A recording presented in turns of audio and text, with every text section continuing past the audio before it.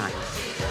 There was an awful lot of bad press. The fact that he shouldn't be there, it'll never be Chico time. We don't want him in the show, it's awful. Which, again, made the public want to vote for him even more because they don't like to see someone being bullied.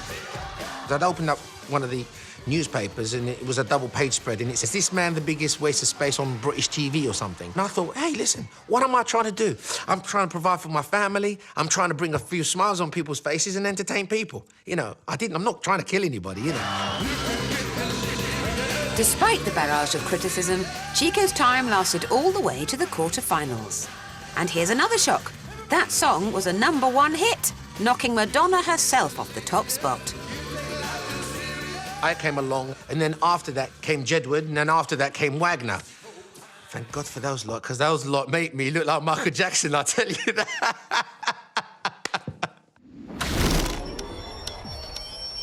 Next, a talent show that was to bring us one of the most successful British girl bands of all time. We are the cheeky girls, we are the cheeky girls. No, not them. Because this is the historic moment on Pop Stars The Rivals when the public picked the members of Girls Aloud. Remember them? Cheryl, the ginger one, Sarah, Javine. Oh, no, Javine wasn't in Girls Aloud. Shocking, really. Javine had a great voice, yeah. Javine had a lot of soul in her voice, I thought, and so much character when she was on stage performing.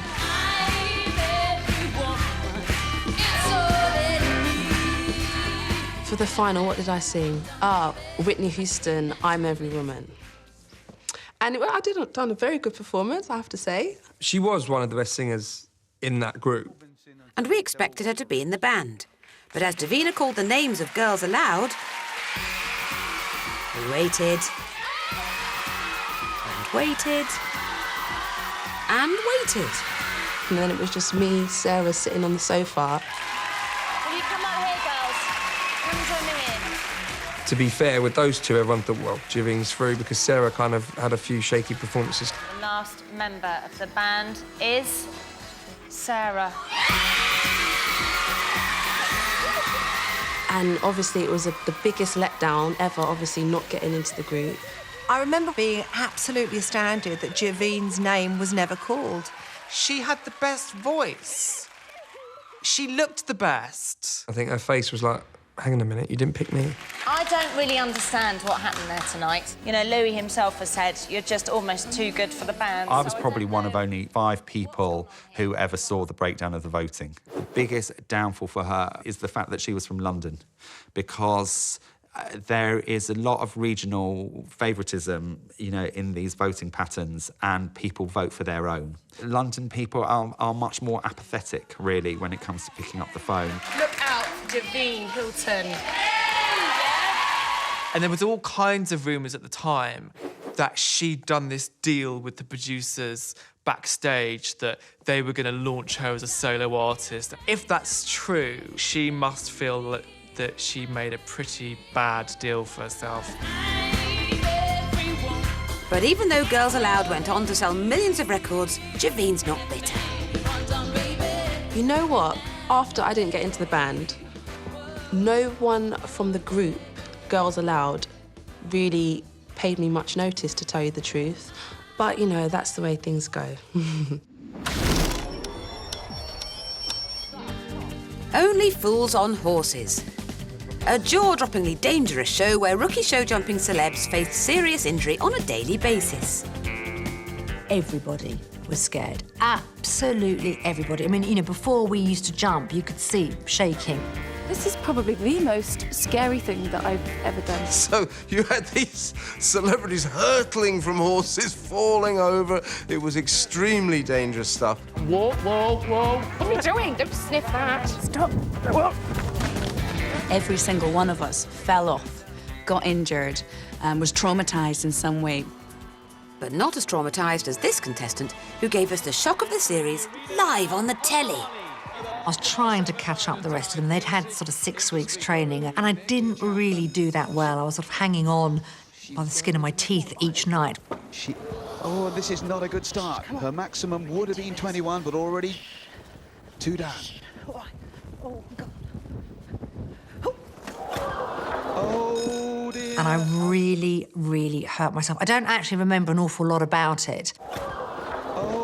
You could feel the pain. You could hear her land on the floor and hit the jumps, and it was, oh. And I ripped all my shoulder. It must have hurt. It really must have hurt. Agony. I can honestly say it's one of the most terrifying things I've ever done. But tonight was the test, and sadly, it's not come true for Nikki Chapman. She was a bit of a mess after that, having operations. It genuinely was a very dangerous show. In fact, I think it's so dangerous, the insurance was so high, that is why it has never happened again.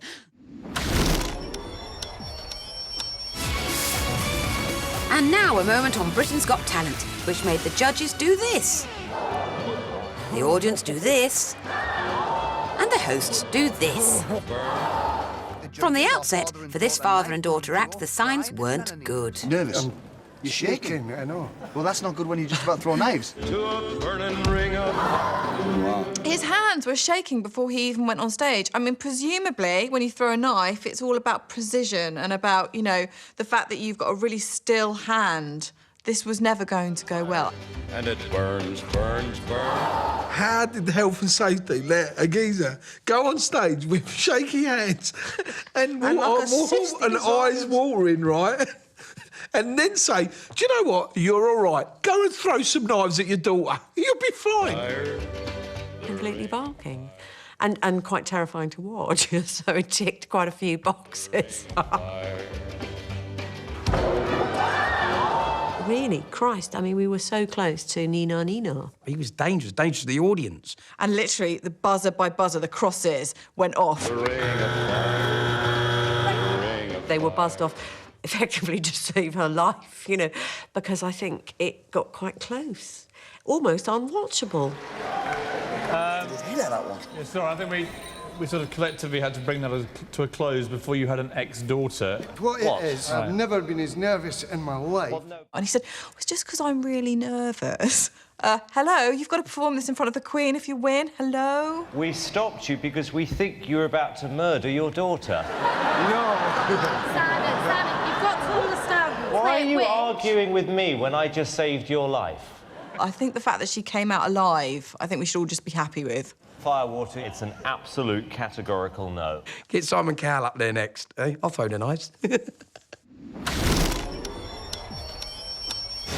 stars in their eyes. The general public went into those shows because they had a specific skill. When a celebrity comes on, they have more to lose. I mean, they can look complete fools if they're not careful. And some of them did. Yes, in 1998, we witnessed the shocking transformation of this well-known vital statistician. The very first person ever to do it was Carol Vorderman. We really only knew Carol Vorderman as this woman who could do hard sums on Countdown. This is the 8 that you've got up here. Here's 1, take that away, 1. So when she transformed herself from this sensible lady into an all-singing, leather, whip-throwing sex bomb, it was amazing. Tonight, Matthew, I'm going to be Cher. An awful thing happened when she came through the doors. The crowd went wild. Well, of course, she couldn't hear a note, so she pitched it completely wrong. And this cacophony started. You went, oh, no, could we start again? So she comes through the doors, they go mad again. 3 times, and on the 3rd time, they said to everybody, when she comes through the doors this time, we will dub what you did afterwards. So she had to come on to complete silence, which was even worse.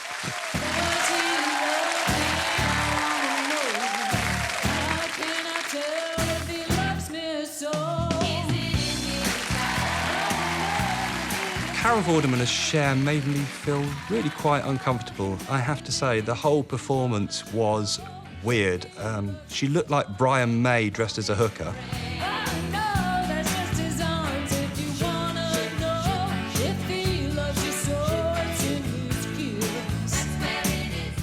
She had a peculiarly horrible singing voice, you know. It wasn't out of tune, it was just how to sing without any enthusiasm whatsoever. She went from being in this grey pinstripe suit, the Countdown Carol we loved, to being this sex bomb belting it out on stage. And actually, she does look a bit like Cher now, doesn't she? To me, that was like one of those Angela Ripper moments. To see a bright, intelligent woman letting her hair down, and nearly everything else to boot. It was terrific. Still to come, Glamour Girl turns Teletubby for Eurovision. Everything about it was wrong. And what on earth is John Sargent doing with that nice lady? This iconic moment of Trinity Come Dancing. Hysterical.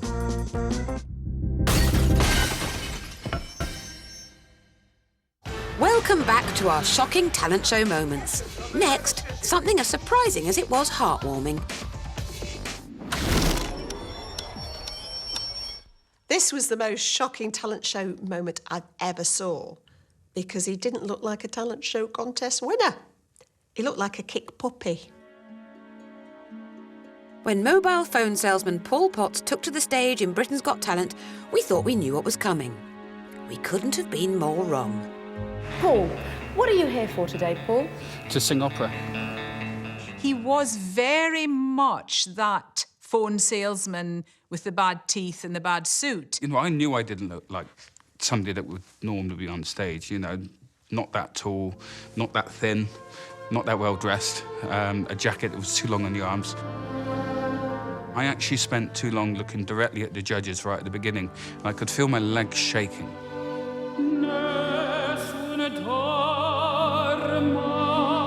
He opened his mouth and it was just one of those moments. Suddenly, out of this shape comes this big booming voice. It was just staggering. And I remember watching Simon, because I know we all watch the judges, but when you know that they're absolutely flabbergasted.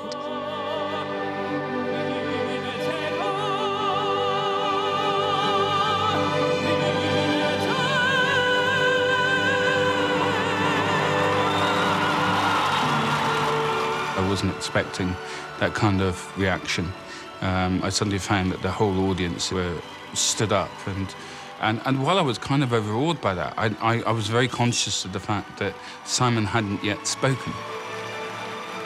I wasn't expecting that. No, neither was I. I thought you were absolutely fantastic. I was gobsmacked when he turned around and told me what he did. Every stage that came along after that, I was amazed to get beyond.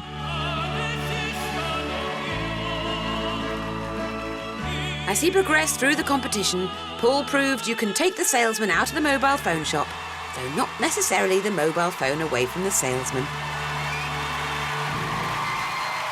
On the day of the semi-final, my phone was vibrating in my pocket, and that's the first I knew that I had my phone on me. And my ringtone was Life on Mars. You had the chief inspector. It was him saying, "Oi, fatty, shut it and have another pie." And Simon was about to speak, and I thought, oh, please be on silent. Every time you come on, I want you to do well, and you just did again. It was magic. Thankfully, it was on silent.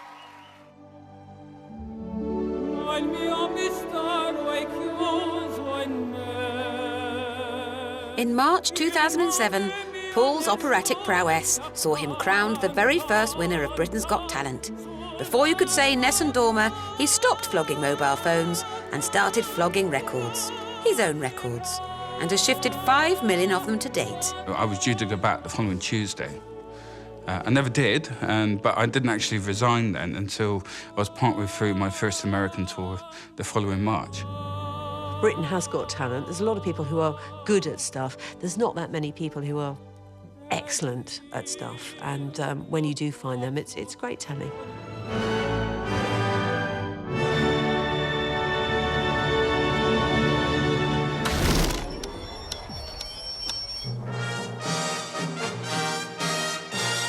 Making Your Mind Up, the show where the viewing public decide the UK's entry for Eurovision.